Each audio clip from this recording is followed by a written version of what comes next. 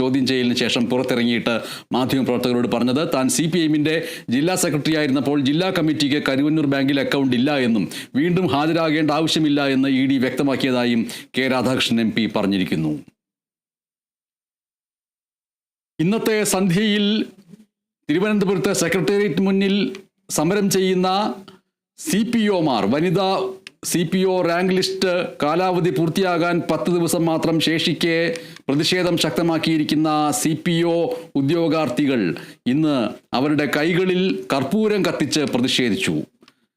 ആദ്യം ദൃശ്യങ്ങൾ കാണാം, അതിനുശേഷം ആ വാർത്തയുടെ വിവരങ്ങൾ നൽകാൻ വിനയരാജ് ഉണ്ടാകും.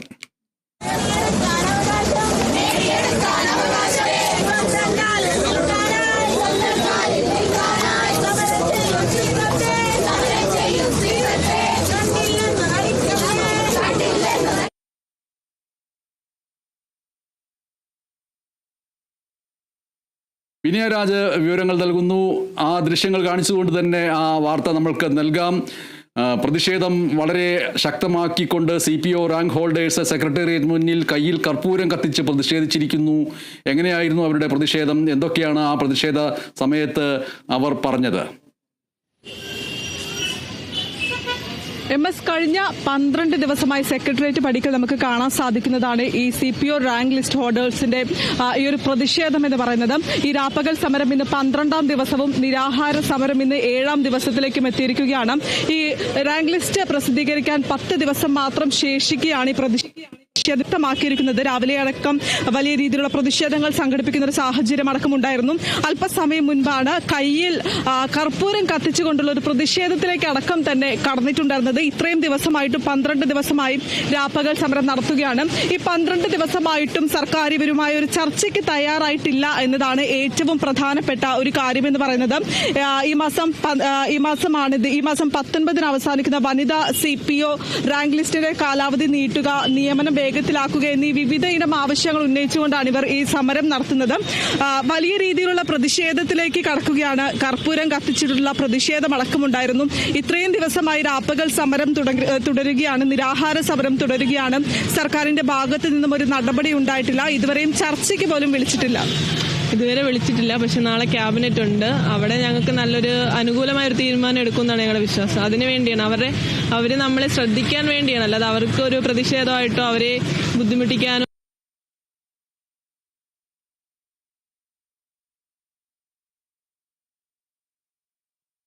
അതിനുവേണ്ടി ചെയ്യുന്നതാണ്. കഴിഞ്ഞ 12 ദിവസമായി രാപ്പകൽ സമരം നടത്തുകയാണ്. ഈ സംസ്ഥാനത്തുടനീളമുള്ള നിരവധിയായിട്ടുള്ള ഉദ്യോഗാർത്ഥികളാണ് ഇപ്പോൾ സെക്രട്ടേറിയറ്റ് പടിക്കലിൽ എത്തുന്നത്. രാപ്പകൽ നമ്മൾ നേരത്തെ സംസാരിച്ചിട്ടടക്കം തന്നെ വ്യക്തമാക്കിയതാണ്, പലരും കുടുംബമായി ജീവിക്കുന്ന ആളുകളാണ്. എന്നിട്ട് പോലും സർക്കാരിന്റെ ഭാഗത്തു നിന്നും ഒരു നടപടി ഉണ്ടായിട്ടില്ല. നിങ്ങളുടെ ആവശ്യങ്ങൾ എന്ന് പറയുന്നത് ന്യായമാണ്. വർഷങ്ങളായി ഇതിനെതിരെ പഠിച്ച് മുന്നേറുന്ന അല്ലെങ്കിൽ പഠിക്കുന്ന ആളുകളാണ്. അവരെ സംബന്ധിച്ച് നോക്കുകയാണെങ്കിൽ ഏറെ കഷ്ടപ്പാടുണ്ട്, ബുദ്ധിമുട്ടുണ്ട്. മറ്റ് പാർട്ടികളൊന്നും തന്നെ പിന്തുണയുമായി ഇതുവരെയും രംഗത്ത് എത്തുന്ന ഒരു സാഹചര്യമൊന്നും ഉണ്ടായിട്ടില്ലല്ലോ.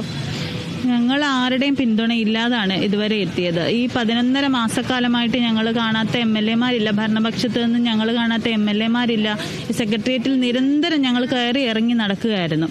അപ്പോൾ ഇതുവരെ ഞങ്ങൾക്ക് അനുകൂലമായിട്ട് ഒന്നും തന്നെ ഈ സർക്കാരിൻ്റെ ഭാഗത്തു നിന്നും ഉണ്ടാവാത്ത ദയനീയമായ ഒരു സാഹചര്യത്തിലാണ് ഞങ്ങൾ ഈ സമരത്തിലേക്ക് വന്നെത്തിയത്.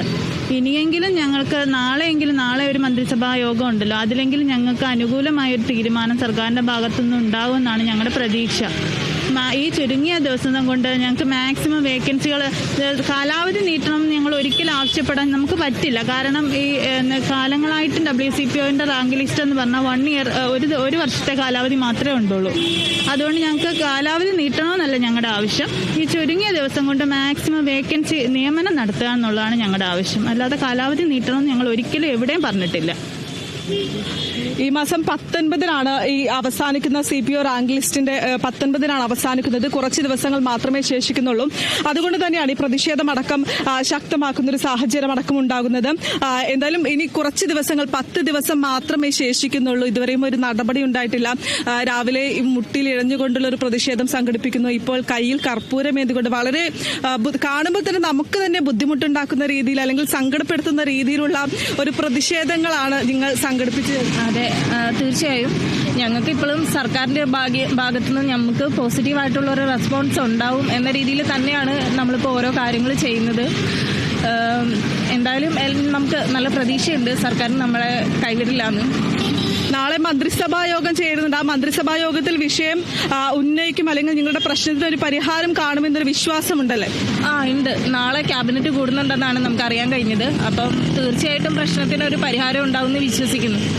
ഒരുപക്ഷെ ഈ പ്രശ്നത്തിന് പരിഹാരം ഉണ്ടായില്ലെങ്കിൽ വരും ദിവസങ്ങളിലും കടുത്ത പ്രതിഷേധങ്ങൾ പരിഹാരം ഉണ്ടാകട്ടെ.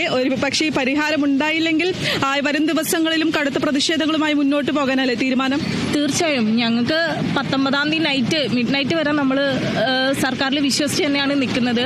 അതുവരെ നമ്മുടെ പ്രതിഷേധങ്ങൾ നമ്മളാൽ കഴിയുന്നവിടം അറിയിക്കുന്നതായിരിക്കും. എന്തായാലും ഇത് നിർത്തിയിട്ട് പോവില്ല. നിങ്ങൾ ഏതെങ്കിലും സംഘടനകളോ അല്ലെങ്കിൽ മറ്റ് സർക്കാർ ഉദ്യോഗസ്ഥർ ആരെങ്കിലും ബന്ധപ്പെടുന്നൊരു സാഹചര്യം വല്ലതും ഉണ്ടായിരുന്നു? ഇല്ല, അങ്ങനെ ആരും ബന്ധപ്പെട്ടിട്ടോ ഒന്നുമില്ല. ഇത്രയും പ്രതിഷേധം സംഘടിപ്പിക്കുമ്പോഴും ആരും തിരിഞ്ഞു നോക്കിയില്ല എന്നല്ലേ അതിന്റെ അർത്ഥം? അതെ, ആരും തിരിഞ്ഞു നോക്കിയില്ല. തിരിഞ്ഞു നോക്കിയില്ല എന്നുള്ളത് ആണ് തീർച്ചയായിട്ടും. നമ്മൾ പ്രതീക്ഷിക്കുവാണ് തിരിഞ്ഞു നോക്കും എന്നുള്ളത്.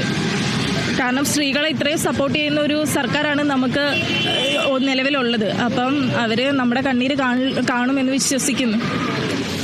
അതെ, ഇവരുടെ കണ്ണീര് കാണുമെന്ന് തന്നെയാണ് ഇവർ വിശ്വസിക്കുന്നത്. നാളെ മന്ത്രിസഭാ യോഗം ചേരുമ്പോൾ വിഷയം ഉന്നയിക്കും, അല്ലെങ്കിൽ തങ്ങളുടെ വിഷയത്തിൽ ഒരു പ്രശ്ന പരിഹാരം ഉണ്ടാക്കുമെന്ന് തന്നെയാണ് ഈ CPO റാങ്ക് ഹോൾഡേഴ്സ് ഉദ്യോഗാർത്ഥികളടക്കം തന്നെ വിശ്വസിക്കുന്ന ഒരു കാര്യമെന്ന് പറയുന്നത്. നിരവധിയായിട്ടുള്ള അല്ലെങ്കിൽ 12 ദിവസമായി നിരാഹാരം ഇരിക്കുകയാണ്. ഇനിയെങ്കിലും സർക്കാർ ഇവരുടെ കാര്യത്തിൽ ഒരു തീരുമാനമെടുക്കണം, ഇവർക്ക് അനുകൂലമായിട്ടുള്ള എന്തെങ്കിലും നടപടി സ്വീകരിക്കണം, ഒരുപക്ഷെ ഒരു ചർച്ചയ്ക്കെങ്കിലും വിളിക്കണം എന്നതാണ് ഇവരുടെ ആവശ്യമെന്ന് പറയുന്നത്. ഇത്രയും ദിവസമായിട്ടും ചർച്ചയ്ക്ക് പോലും വിളിച്ചിട്ടില്ല.